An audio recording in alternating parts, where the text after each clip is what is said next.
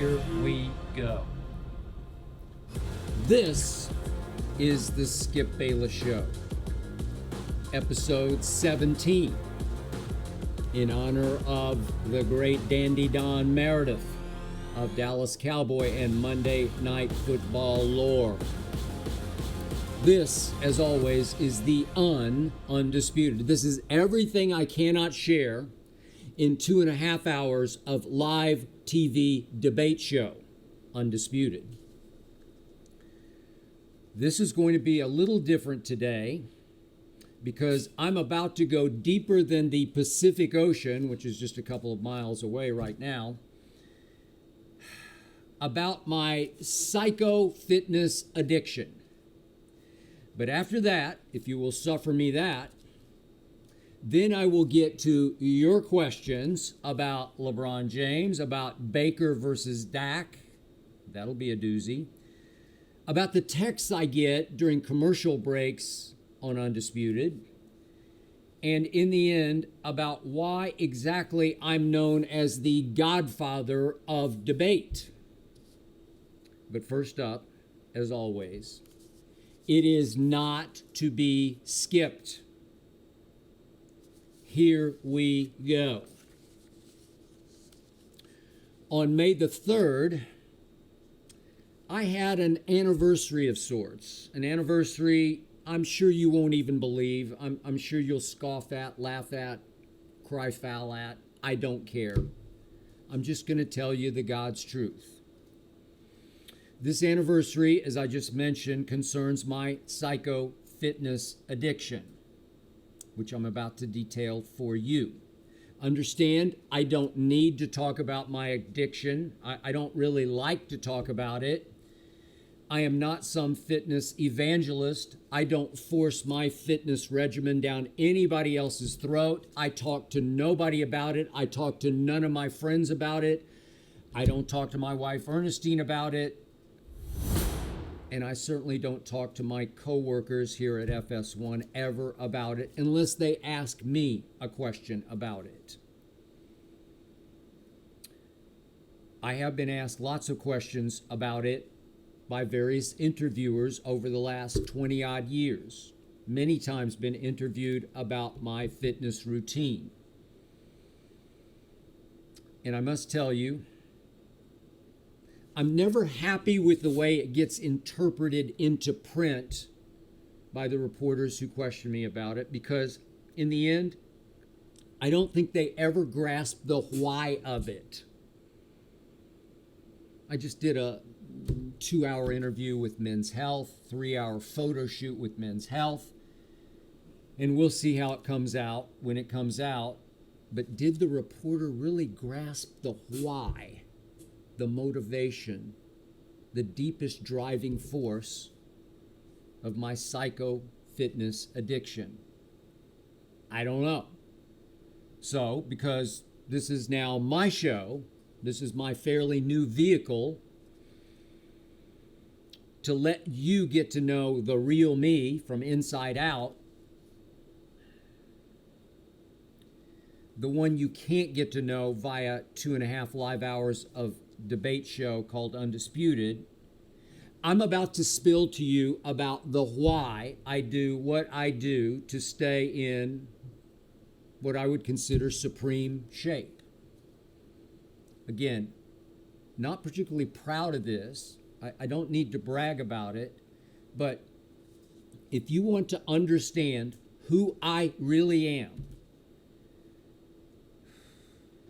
and how important fitness is to my life on TV, then please be my guest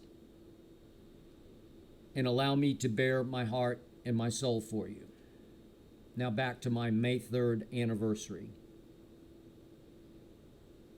It's not exactly May 4th, as in the 4th be with you, Star Wars fans. It's not certainly May 5th. Happy Cinco de Mayo to you, wherever you are. But my May 3rd anniversary concerns this. The last time I missed a day of doing at least 1 hour of cardio, That's either running or an upright exercise bike. The last day I missed doing that 1 hour of cardio was May the 3rd of 1998. You can laugh at me, scoff at me, call baloney on me, but that's the God's truth. 24 years ago was the last time I missed a day of doing 1 hour of cardio. That happened to be a Sunday, May the 3rd of 1998, which was game one of the Chicago Bulls playoff series against Charlotte at the United Center during the Bulls, as you well remember, last dance season. You can call me crazy. You can call me whatever you want. I'm telling you the God's truth. It was 24 years ago that I last missed a day of cardio. I had covered the Bulls' first round series of best 3 of 5. They had swept the then New Jersey Nets. As you could probably guess, I'm running on empty, not much sleep. I fly back to Chicago from Newark, and I caught something, and it was a hell of a something because it nearly took me straight to hell. I think I had some kind of pneumonia. I had the throat infection, I had the deep cough, and I had no doctor because I had recently moved to Chicago and had not yet found a doctor, and I felt stuck where I couldn't immediately get the antibiotics I thought I needed. And on Saturday evening, feeling like I was on my deathbed, I talked to my literary agent, who at that point and still does live in Chicago, Sherry Wink, and she just said, she went mother on me, and she just said, hey, you cannot run tomorrow. And I said, yeah, I can. No, you can't run tomorrow. So I slept on it, and I woke up on Sunday, and I said, you know what? I just can't risk this. I'm going to run my way right into the nearby hospital. But I did go to the United Center, and I did work that day, and I did write my column that day on an old school Bulls win, 83-70 over Charlotte. Jordan had 35, Pippen had 25, the whole rest of the team totaled 23.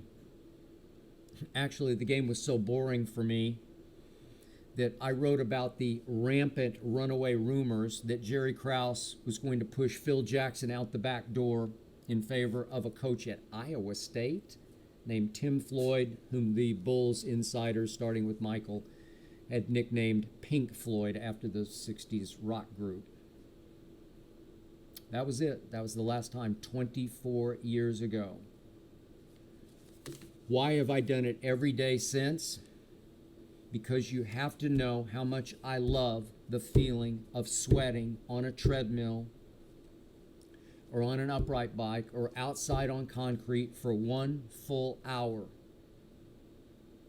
I just can't find anything else in life that makes me feel as good as that makes me feel, as accomplished,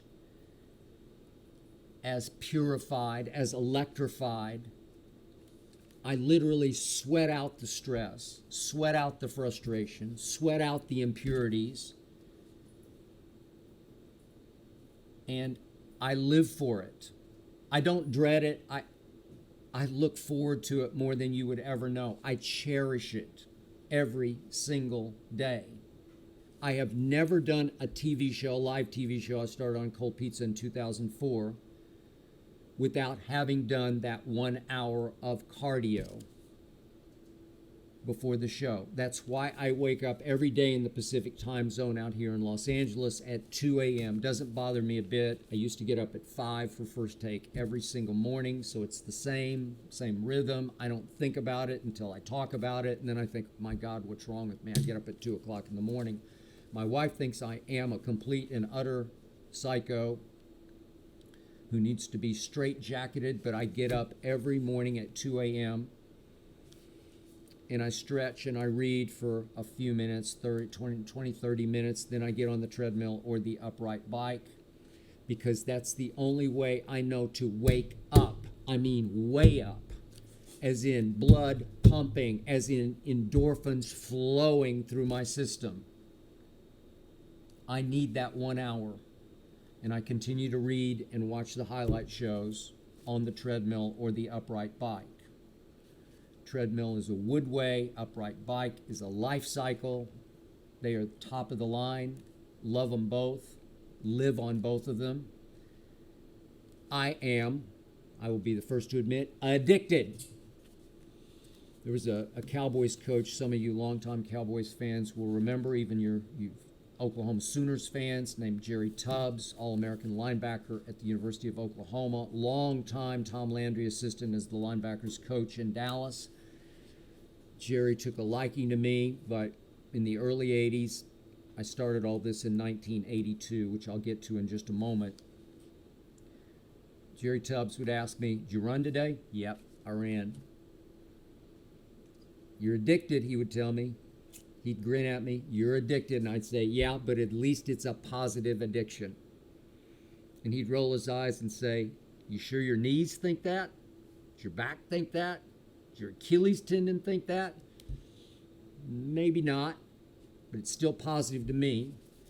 What I didn't tell Jerry was, I don't know how many sessions I had to suffer through with my parents, both of them alcoholics. Therapy sessions, trying to save my father first, then my mother. Father didn't work, mother did. But so many therapists would ask me during these sessions, "You drink alcohol?" No. This is age 12, 13, 14, 15-ish, in those range of years. "No, I don't drink alcohol." And I never really have. I've sampled it, I've tried it, but I never liked it. In part because my father fed me alcohol at their parties that they threw at our house back when I was like 4 or 5 years of age, and I would spit it out in front of everybody. It was almost like a party trick. I hated the taste, especially of hard liquor. God, how does anybody swallow that? It's bitter. It's like strychnine to me. So I had no taste for alcohol, and I would tell the therapist, no, I've never even tried alcohol as, socially as a drinker. Therapist would always say to me, "You better not start, because you are doubly genetically predisposed to alcohol addiction. You're getting both genes from both parents." Okay? So I have an addictive personality, and maybe predictably, I slid right into exercise as my addiction of choice. And I'm good with it because I think it makes me better. It can hurt me in a lot of other ways that I'll detail in just a moment here, but I think it saved my life. It kept me from all the other addictions that, with alcohol, change you into somebody you're not. At least I can function with my addiction. At least it doesn't eat my liver up. My dad died from cirrhosis of the liver, typical, predictable alcoholic's disease. And yet, over the years, several people have asked me, publishers have asked me, "Would you consider writing a fitness book?" No, I wouldn't. I'm a psycho. Again, not proud of it. It just works for me. It's who I am. It's me. It's the essence of me is my fitness addiction, or what I would call my routine. But in the end, it's kids, don't try this at home. I know every trick in the book, every fitness trick in the book. I can tell you things that would blow your mind through trial and error that I have discovered. I'll hit you with a couple of quickies here in just a moment. But in the end, what I do, 99.9% of the world would say is flat out dead wrong. And they'd be right. But it works for me. It is me. Or it is I, if I can revert back to my English major days at Vanderbilt University. Forgive my grammatical slip-up. But I can't recommend it to anybody, so it's hard to write a book about it because it's just lunacy, what I do. But not to me. So now to Undisputed. now to my daily TV show. I can't imagine not doing the cardio, because I still hark back to that day on May 3rd, 1998, when I was sick as a dog and I didn't do my cardio, and it made me feel worse. It made me feel like a slug. I hate that feeling that I still hold on to from 24 years ago. I don't want to ever feel like that again. So I need to do the 1 hour to feel accomplished, to feel like I achieved, but it steels me against the day that is about to be. It somehow, it polishes my body armor. It enhances my body armor for being on air on a live 2.5 hour debate show that is absolutely go for the throat. I feel empowered by my hour of cardio because it makes me stronger. It makes me fitter for a show that is incredibly taxing on your body as well as your mind. It's very physical. It wears on me. I think it wears on Shannon. I think if you asked him, independent of me, he would say, yeah, it's a drainer, man. It's nonstop. It's relentless, because both of us prepare hard and both of us are on the attack for 2.5 hours. Unrelenting. As Lil Wayne's theme song says, no mercy. We do 10 topics a day, and I'm going to beat him on every single topic. And I feel like I do. I think I out-prepare him. I out-think him. I outsmart him on the air. But to do so, I need to be as supremely fit as I can conceivably be. Obviously, Shannon is very fit in different ways than I am. Shannon is much bigger than I am. Shannon is much stronger than I am. But don't let that fool you, because I'm just telling you straight from my heart, I'm in better overall shape than Shannon Sharpe is. I'm, 20-odd years older than he is. I'm in better overall shape, all-around shape. He can't match me in cardio. I don't think he could match me in body fat. Listen, I go at the weights even harder than I go at the cardio. But the weights come only on Monday, Wednesday, and Friday after the show. Every Monday, Wednesday, and Friday. I've been doing that since 1982, and I've never missed a single day since 1982 of weight work. It has escalated over the years. My body has changed over the years. And trainers I know, not that I've never had a trainer, but I know a lot of them, starting with the great Tim Grover, Michael Jordan's trainer, Kobe's trainer, Dwayne Wade's trainer. They've told me, hey, if you'd cut your cardio in half, you could get so much bigger, because obviously cardio in the end starts to burn muscle. I burn a lot of my potential muscle. So I stay at 165 pounds and 5% body fat. 5%. Yeah, I'm pretty proud of that part, because that will endure. That's how you achieve longevity in life and on Undisputed. 5% body fat. And with the cardio, it gives me a self-confidence that no matter who walks in the studio, whatever current or ex-athlete, I know during the pandemic we haven't been able to do a lot of this, but we'll get back to it sooner than later. We used to have athletes parade through. And the ones who get fitness, the ones who aren't just internally focused, the ones who give me even half a look, often will say, man, you're in shape. Well, I am. I pay for it. I earn it. But I want them to know I'm not some ex-sports writer couch potato who just sits and watches games and eats vanilla wafers. I don't do that.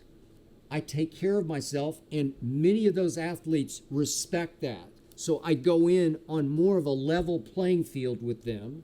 I think Shannon even, I think to a degree he respects it. it's a point of pride for me to earn a little bit of respect before we start to go back and forth and debate on a fairly level playing field. I want them to know that I'm not the athlete they are, but how many of the ex-athletes just let themselves go? And I can't condemn them because their whole lives they've been driven, they've been pounded upon to stay in shape. And finally they're out and they're like, I'm done with that. I paid that price for too long. And how many do you know that you see on TV, they let themselves go?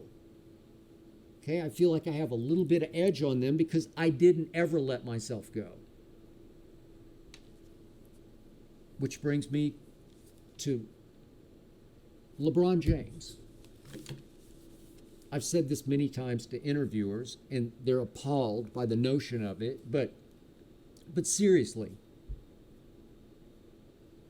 obviously I'm much older than LeBron, but if this weekend, next weekend, whenever, if he wanted to meet me, I got a course right across the street here from Fox, what's called Cheviot Hills, and it's hilly. I got an 8-mile course. If LeBron wanted to come and race me for 8 miles, I'd do it in a heartbeat because my heart would beat slower than LeBron's. What's he weigh, 270? I weigh 165. It's physics. You have to carry 100 more pounds over 8 miles than I would. I would kill him. It would not be fair.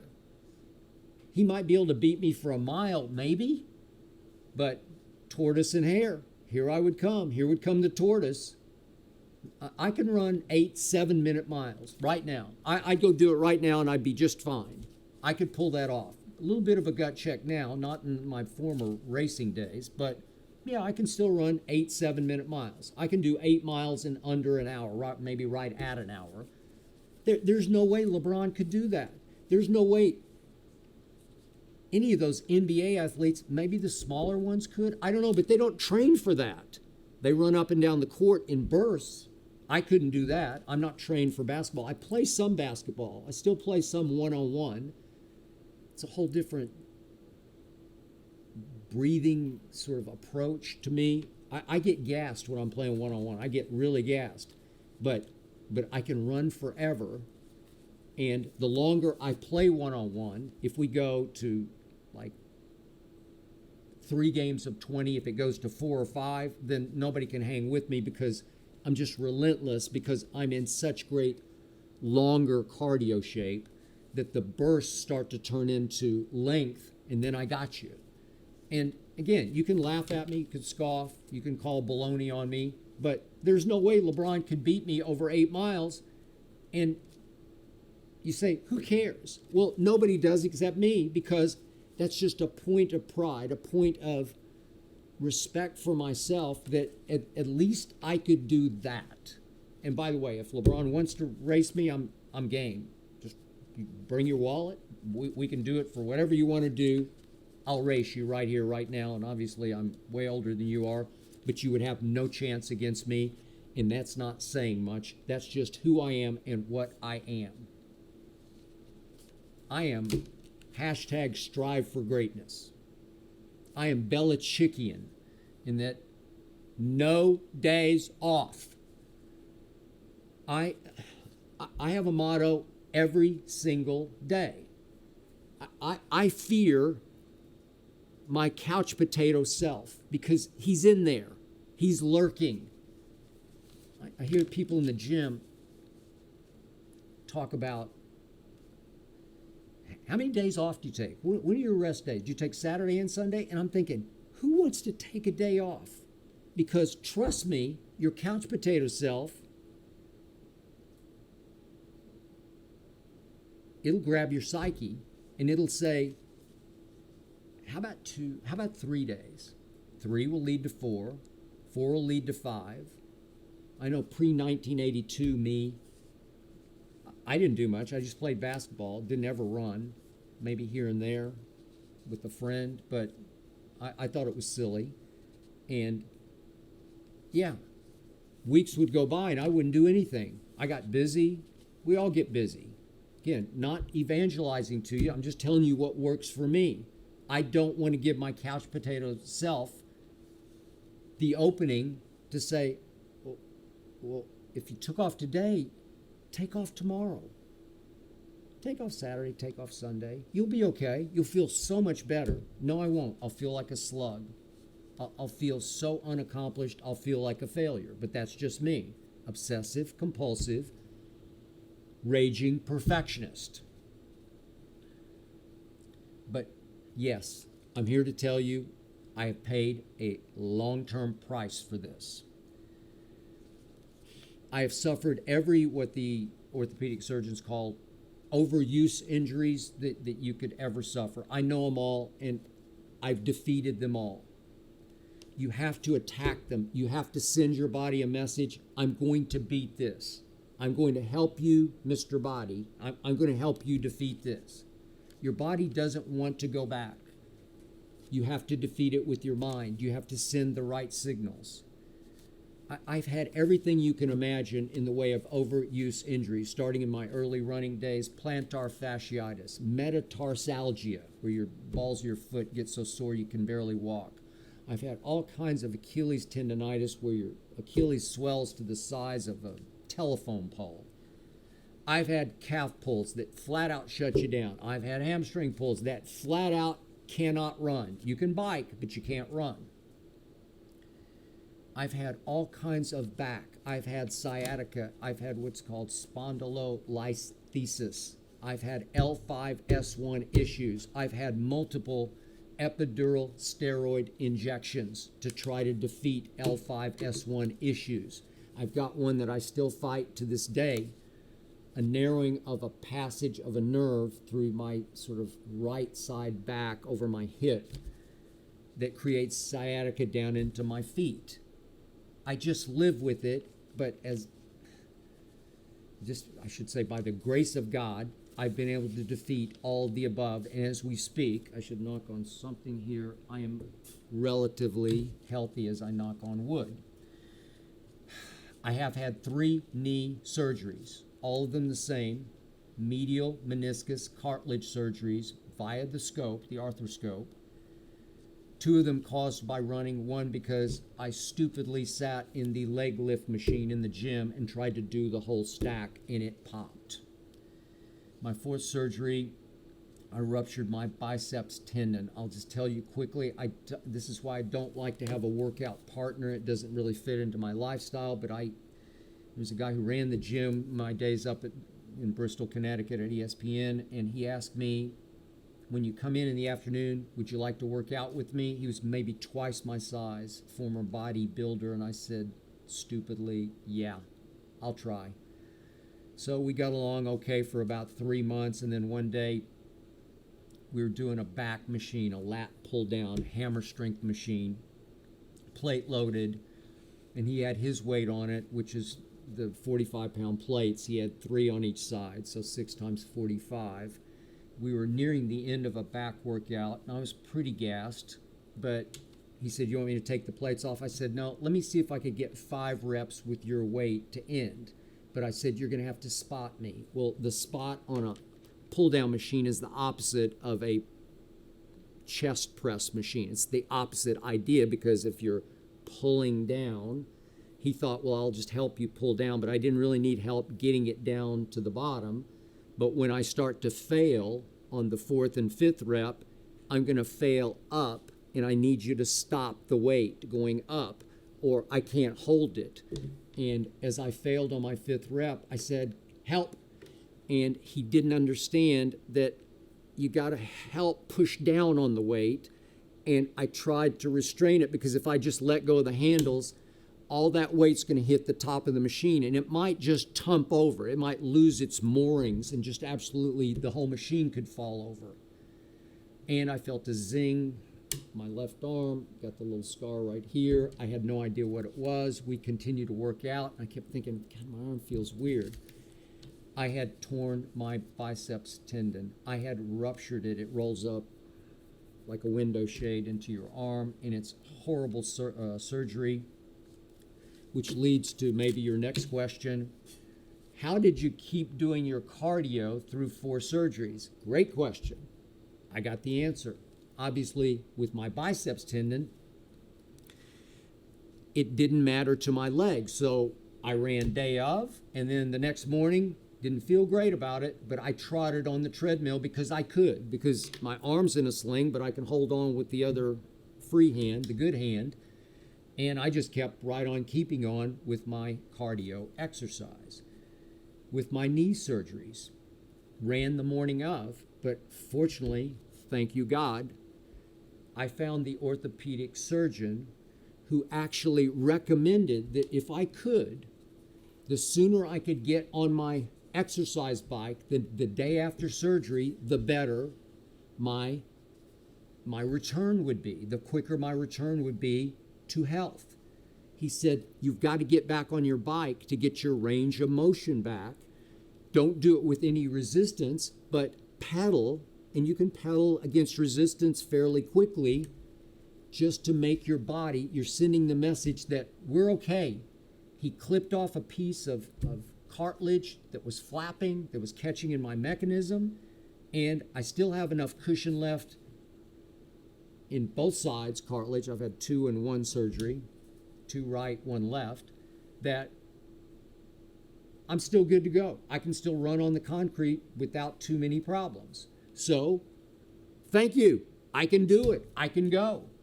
I continued to do my 1 hour of cardio the next day after I had medial meniscus arthroscopic surgery.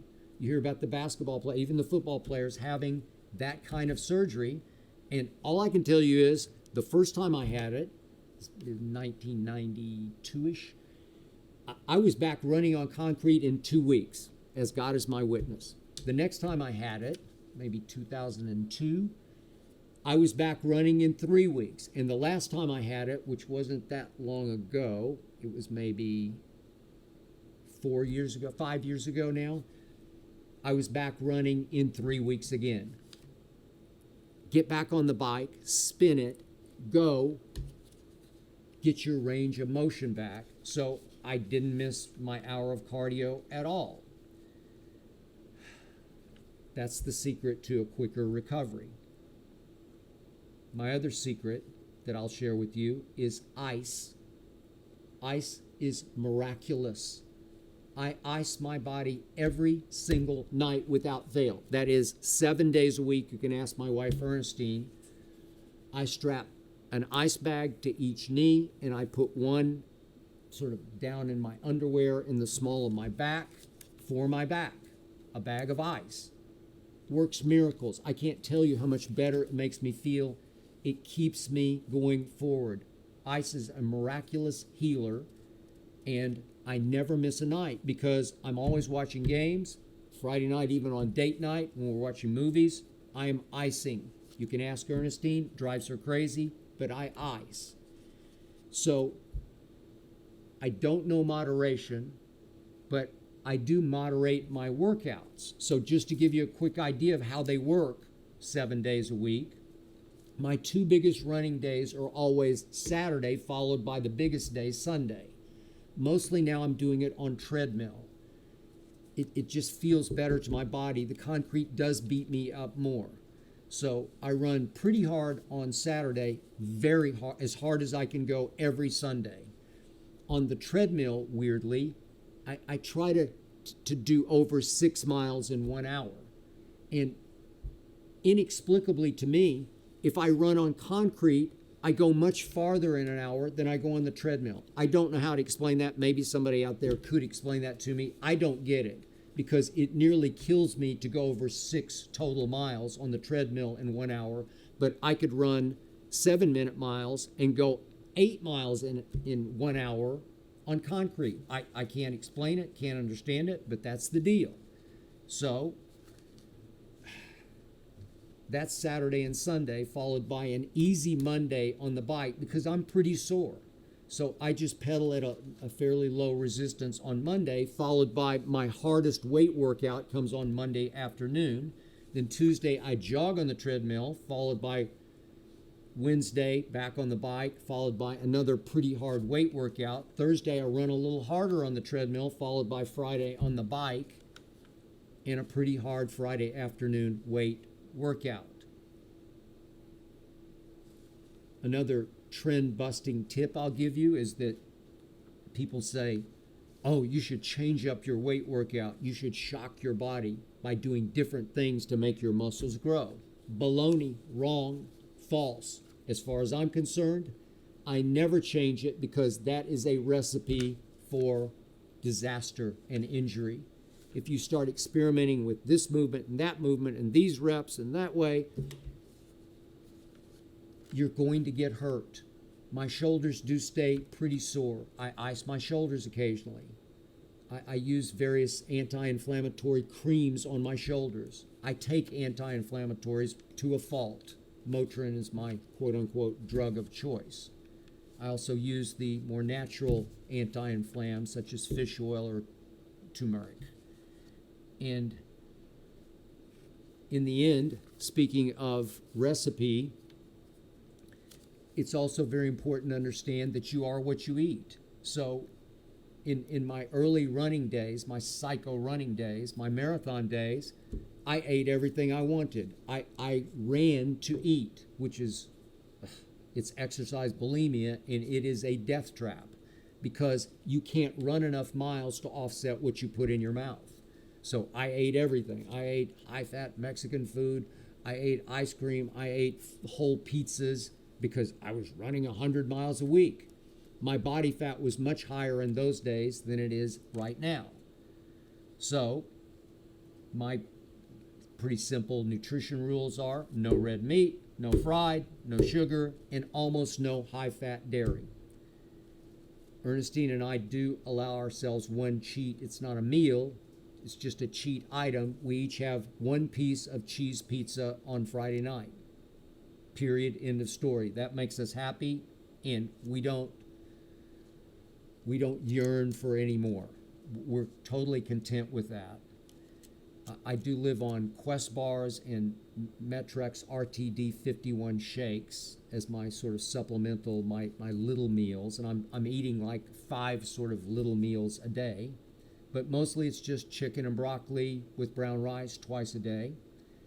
And by the way, speaking of Ernestine, just for the record, I am not a fitness nut slave driver with her.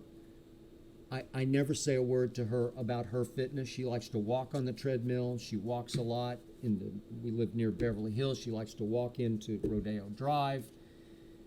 Born and raised in New York, so she is a walker by trade. But when we first met back in 2005, I said, if you want to lift weights with me, I'm happy for you to be with me, and we can just change up and go back and forth. And she tried one time and said, not for me, too intense.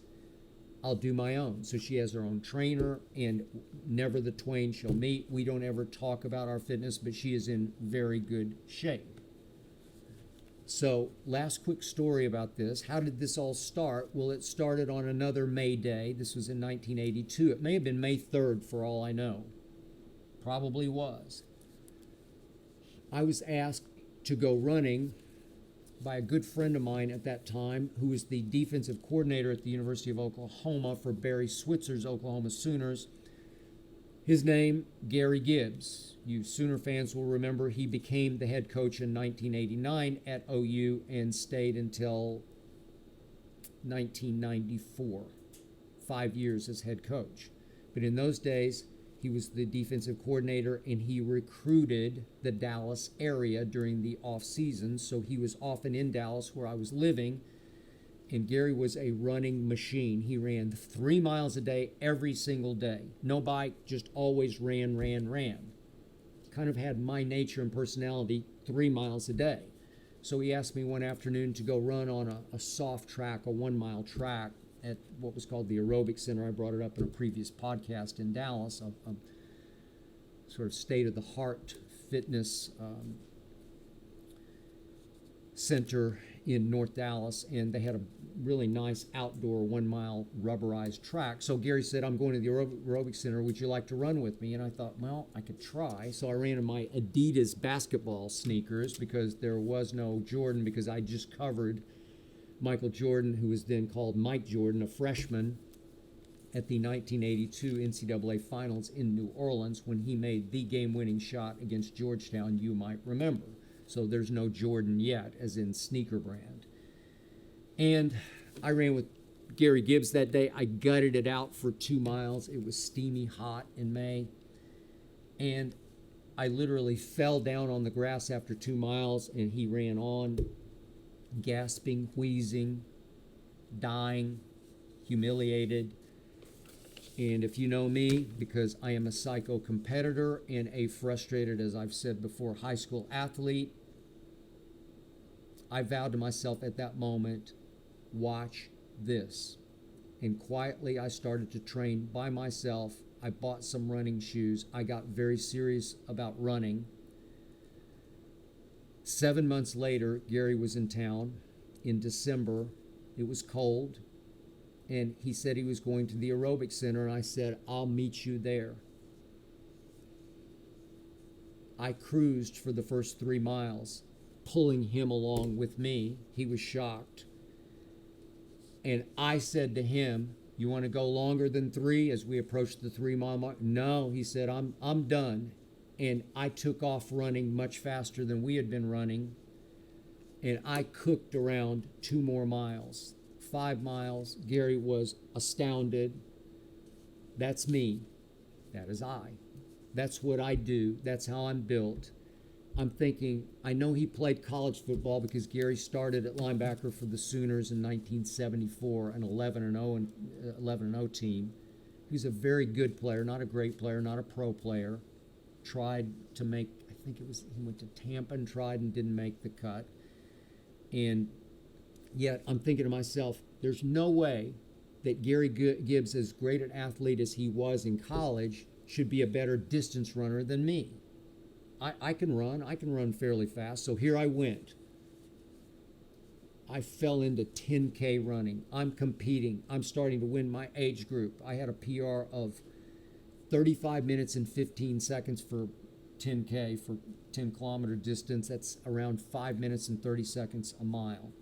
Then here came the marathons. I ran 9. My point of pride is I never walked in a single marathon. My best was 2 hours and 47 minutes and 20 seconds at what was called the Houston Woodlands Marathon. That's about 6:22 a mile, and I can't even imagine in my own brain how I did that. It was a while back. It was in 1984, but I did win my age group that day, and I finished in the top 10 of the entire marathon, while actually being too big for marathon running because it's mostly 120 pounders, and at that point I was probably in the 150s. I don't race anymore. It's just too damaging to my body. But I do love to run my 4 days a week. I'm pretty healthy. I feel like I'm pretty healthy mentally at this point. So you can dismiss me as a fitness psycho or exercise addict or a workout wacko if you want, but trust me on this. I'm a happy psycho. I'm a supremely confident psycho. I'm a psycho who feels like he can go dominate every day on Undisputed for 2.5 hours, 5 days a week, 50 weeks a year. In the end, I just thank God that God is allowing me to continue to exercise at this pace and rate and level day after day after day. And in the end, I wish you a happy May 3rd.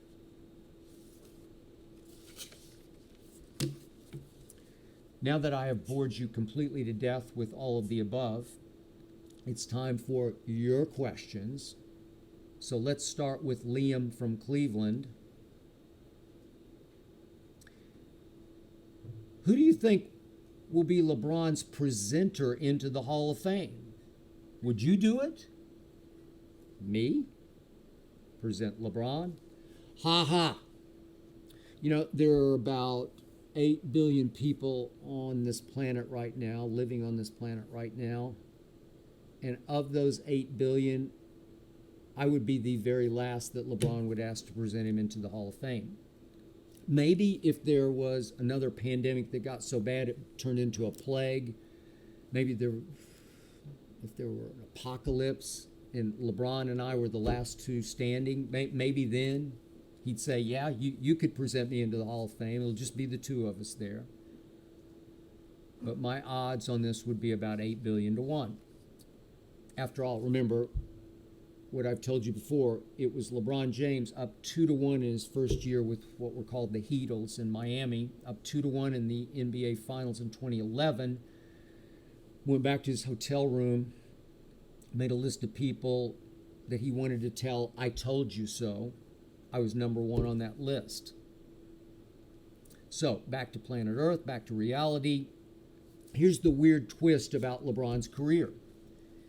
He's never had that one coach in his life, dating back to really high school, that one pillar of wisdom and inspiration that he always harked back on as, that was the man who made me. He's just not had him. I love Paul Silas, but he wasn't that till LeBron as his first NBA coach, then Mike Brown, then it was Young Spoelstra in Miami, then it was David Blatt. LeBron got him fired, obviously. Then it was Ty Lue, who gave way to Larry Drew a little bit. And then, of course, it was Luke Walton, who gave way to Frank Vogel with the Lakers. Maybe Ty Lue, but I'm not sure about that. Obviously, they pulled off that 3 to 1 comeback together in 2016.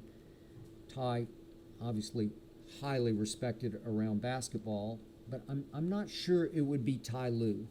Not sure they were ever that close. Could be wrong, but not sure about that, which leads me to the conclusion on that. It's LeBron, I don't even mean this as a negative. He's basically uncoachable. He never really needed a coach. He coaches himself. He even under Ty Lue, he would put himself in the game, take himself out of the game whenever he felt like it. That was his call. So never looked up to that one father figure coach, which leads me to my conclusion here.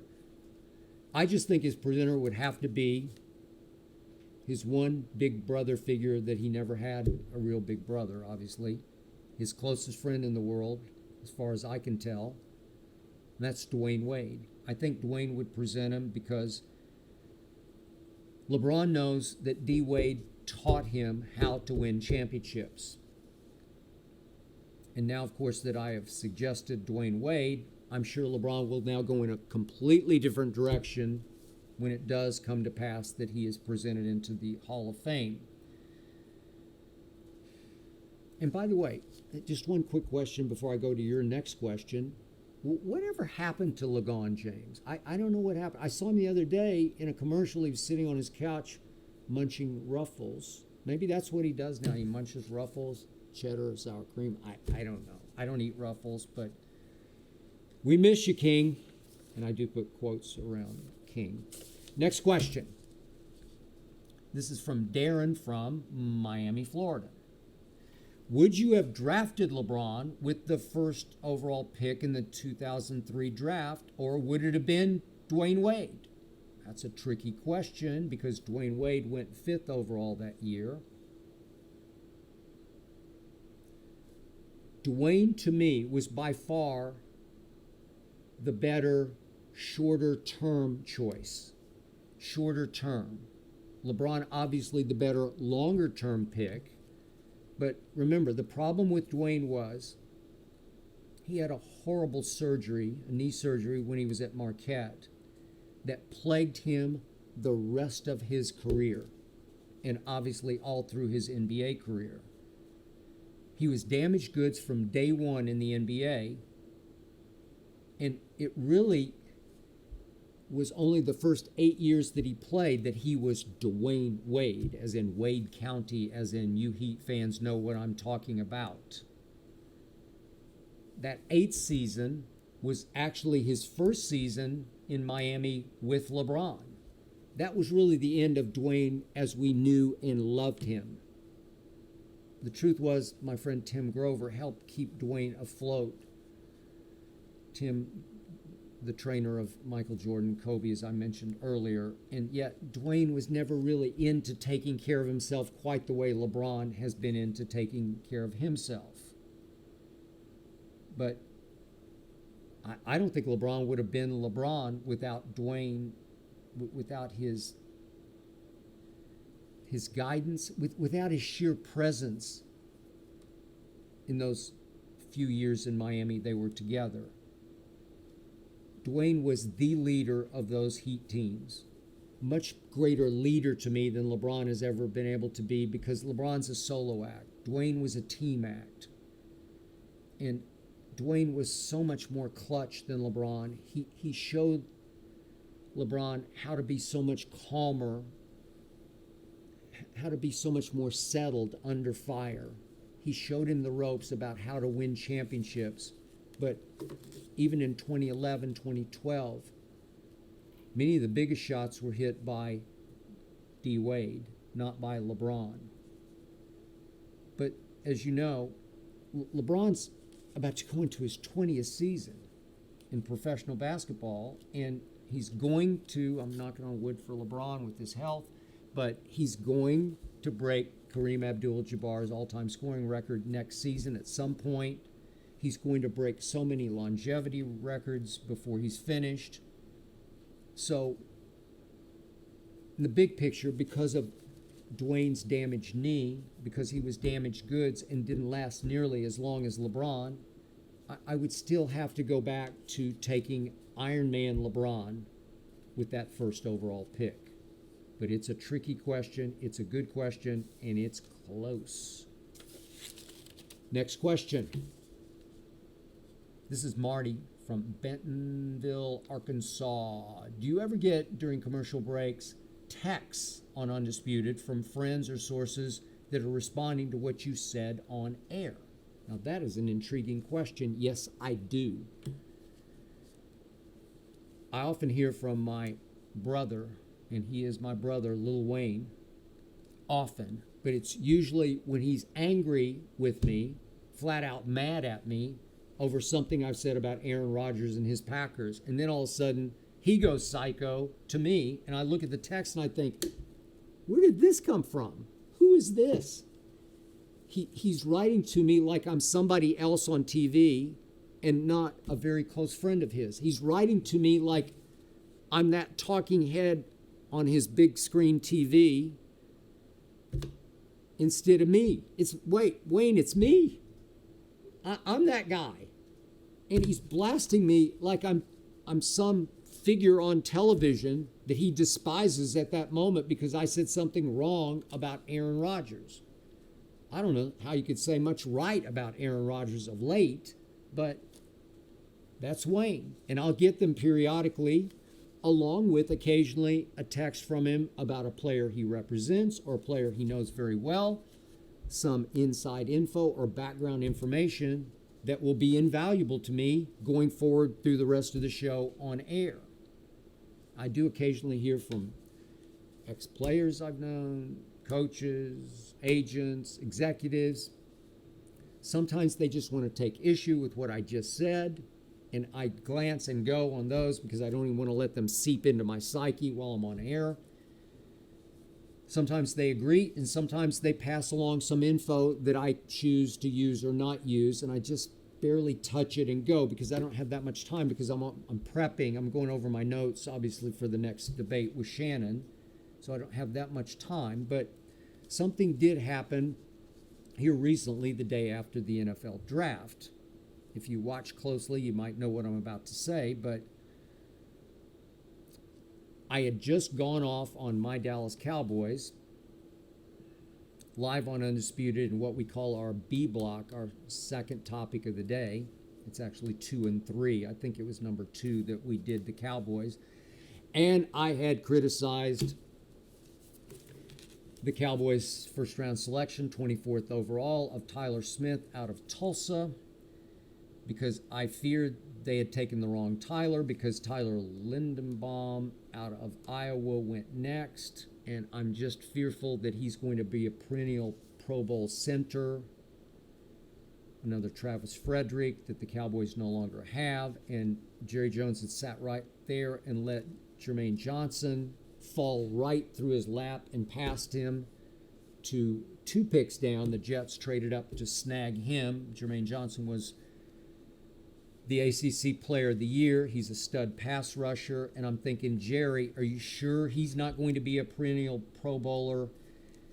And yet, after I finished, I checked my phone and I got a text from a Tulsa assistant. I know I would have texted him earlier, but I was afraid he wouldn't be up yet. And if he thought it was some emergency text, I didn't want to wake him up because it wasn't that big a deal to me. But he texted to me, no, you're missing the boat. And the point about Tyler Smith, he's a monster, said the text.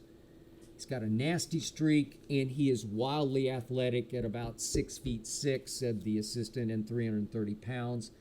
He even gave me the inside info that he had thought about transferring to Alabama, and that Alabama had come up with some NIL money to help entice him to come to Alabama. Well, that's a pretty strong point, very positively for me, where I'm saying, okay, maybe I missed the boat here a little bit.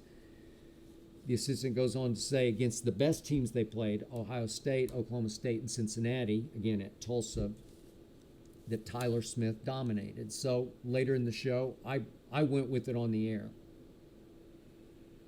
I know he could just be protecting his own, this assistant, but I thought it was credible enough because I've known him long enough that I went with it on the air, and I sure hope that coach is right. But all I know for sure is that my Dallas Cowboys led the NFL in penalties. My Dallas Cowboys set a playoff franchise record for penalties in their playoff loss to San Francisco. And at number 24 in the first round, they drafted Tyler Smith, who led all of college football in penalties with 16. That, to me, in the end, is a Saturday Night Live skit. That's what that is. Next question. Irving from Bakersfield, California says, if Jerry traded for Baker, would you start him over Dak? Okay, first quick point of order. Irving from Bakersfield asking about Baker. Is this a made-up name? Cowboys used to play in Irving, Texas, back at Old Texas Stadium. So Irving from Bakersfield. Maybe made-up name, but who cares? I'll deal with the question anyway. No, I would not start Baker over Dak if that completely implausible trade happened. But it's closer than you might think. So let's see. Dak has won one playoff game. That was at home against Seattle. His QBR in that game, 0 to 100 scale, was 73. Had 1 touchdown to 1 interception. Baker has also one playoff victory. That was on the road against the arch rival Steelers, a game in Pittsburgh in which Baker Mayfield had a QBR of 91, scale 0 to 100. That's extraordinarily high. He threw 3 touchdowns that day to no interceptions. And I hark back to my scariest all-time Dak stat. 2019, after those 3 opening fireworks displays by Dak Prescott against 3 bad teams, Giants, Washington, Miami at that point, 2019. He and Jerry, as you remember, then went to contractual quote-unquote war, contractual impasse. And from that time on, as Dak bet on himself, he went 6-11 over the next 17 games. 6-11 did Dak Prescott and company go. And that led to Jerry crumbling and giving Dak $75 million just for last year. 6-11 led to $75 million just last year. So the Dallas Cowboys, obviously featuring Dak Prescott, got off to a great start last year. They went 6-1, having lost only their opening Thursday night game at GOAT, at Brady. And I'm thinking Super Bowl, here we come. At which point Dak and company finished the year going 6-5 over the last 11 games, including that nightmare of a playoff loss at home to San Francisco. And Dak flat out stunk against Denver at home at Kansas City, Vegas at home on Thanksgiving, Arizona at home. Stunk against San Francisco in the playoff loss.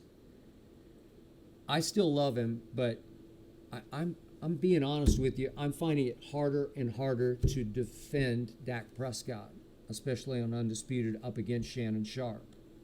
Now to Baker. You can mark my words on this. Mark my words. Baker Mayfield will ultimately become the steal of the century for whichever team is smart enough or lucky enough to acquire him. Steal of the century. Baker Mayfield has now become the most undervalued asset on the open market in all my years covering the National Football League. Never seen anything like it, because Baker Mayfield, as a raw rookie thrown into the fire for a team that went 0-16 the previous year, won 7 games.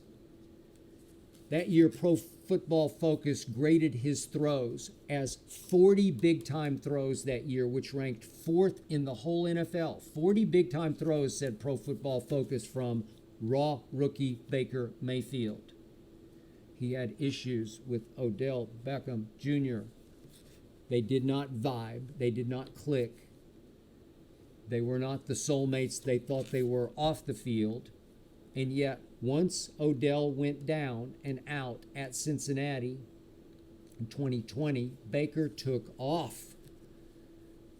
Baker and company won 8 of the next 11 games. Baker threw 20 touchdowns over that span, only 3 interceptions, and the aforementioned playoff win at Pittsburgh happened. That was the first playoff win for the Cleveland Browns in 26 years. 26 years. So look, I'm still hanging in with Dak Prescott, but just barely. It's getting closer and closer in my mind to Dak barely over Baker. And if you let me talk about this long enough, I just might talk myself into Baker over Dak. Steal of the century. Last question from Ollie from Sarasota, Florida. Okay, I'll buy. Why do you think you're known as the godfather of debate? Some people do call me that. I'll tell you why. I first engaged in what I'd call sort of polite, gentlemanly debate back in my days on a show called The Sports Reporters on ESPN on Sunday mornings. My first year was 1989, but it wasn't really debate. It was more discussion, discourse than all-out debate.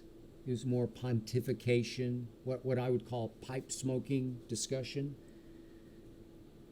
The truth was, a lot of the journalists I came up with, most of them white,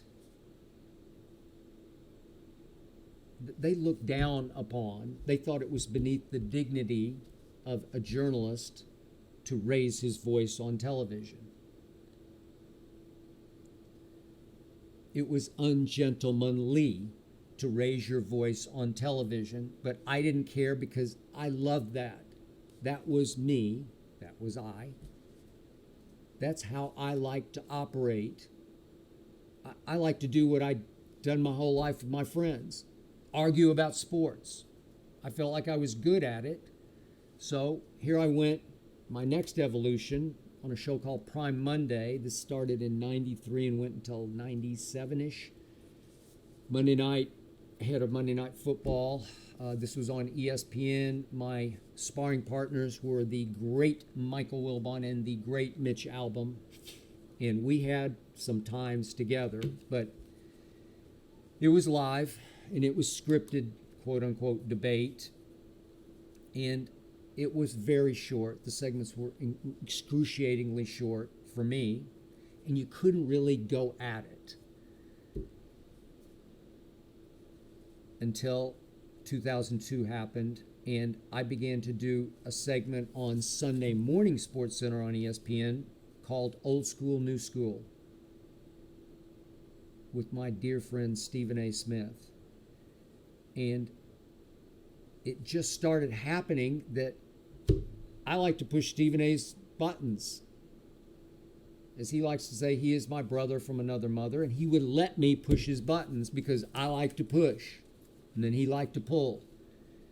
And we started to do battle on live, old school, new school, every Sunday morning, starting in 2002 on ESPN. I think it shook up a lot of people at ESPN, but it rated like crazy because it was fun. It was funny. And I loved it. And it was why I got hired in 2004 to be a regular on Cold Pizza every single weekday morning out of New York City. Mark Shapiro ran the network at that point. He wanted that debate component with me and then Woody Page on Cold Pizza. And we went at it. And all of a sudden, Cold Pizza started to rate, and it was the one New York show that got saved and moved up to the mothership up in Bristol, Connecticut, and rebranded as First Take. 2011, the great Jamie Horowitz, my producer and my close friend, blew up what was left of Cold Pizza and turned First Take into all debate for 2 solid hours, and a bunch of people at the mothership said this will fail hugely. This could be career records for Jamie Horowitz and Skip Bayless. And record ratings ensued in 2011. Stephen A. joined me as my full-time debate partner in 2012. And the rest is ESPN2 history. I've been battling Shannon Sharpe for 6 years now on FS1. And I still more than ever love to argue sports. I always did. I live for this. I love hard. I fight harder for the players and teams that I love. And I just, in the end, I just love to fight on live TV. It makes me happy. It makes me happy to win. I am psycho-competitive, as Shannon Sharpe, I think, will attest. So in the end, I guess it did all start with me and my psychoness, that I was the one journalist who said, yeah, I'll raise my voice on TV. I'll yell and scream if I have to, and I'll win every single debate. Hence, I guess you could say, godfather of debate. And that is that for episode 17. Thank you as always for listening and or watching. Thanks once again to Jonathan Berger and his all-pro team for making this show go. Thanks to Tyler Korn for producing. And please remember, Undisputed, every weekday, 9:30 to noon Eastern. And please remember, the Skip Bayless Show, every week.